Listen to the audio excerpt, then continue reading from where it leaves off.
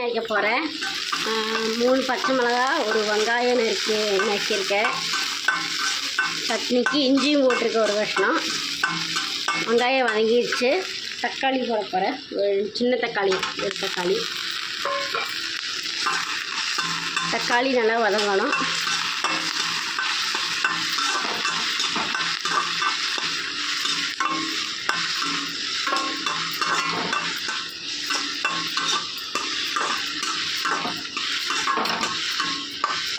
உப்பு போட்டுக்கலாம். அதுக்கு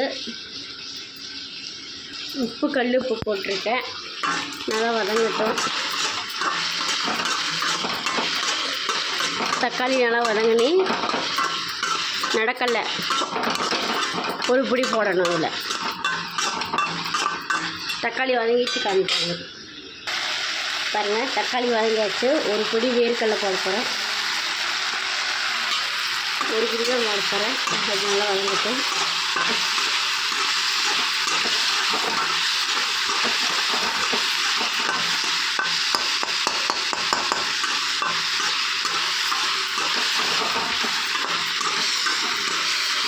அடுத்து தேங்காய் திருவி வச்சுருக்கேன். அது போட போகிறேன். போட்டு கலக்கி விட்டேன். உப்பெல்லாம் போட்டிருக்கேன்.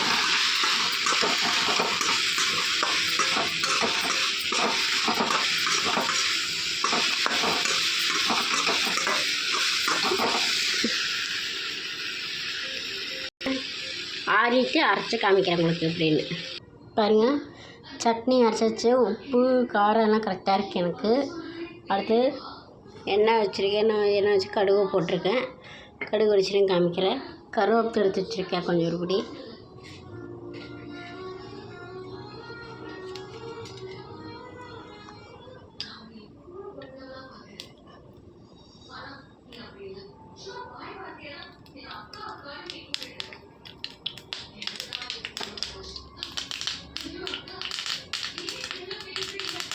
கடுகு வெடிக்குது பாருங்கள். கருவேப்பிலை போட போகிறேன்.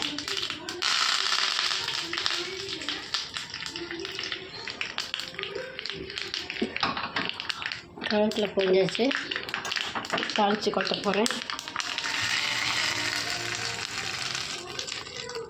பாருங்கள் சட்னி ரெடி. லைக் பண்ணுங்கள், ஷேர் பண்ணுங்கள். இந்த வீடியோ பிடிச்சிருந்தா கமெண்ட் பண்ணுங்கள், கீழே மெசேஜ் பண்ணுங்கள்.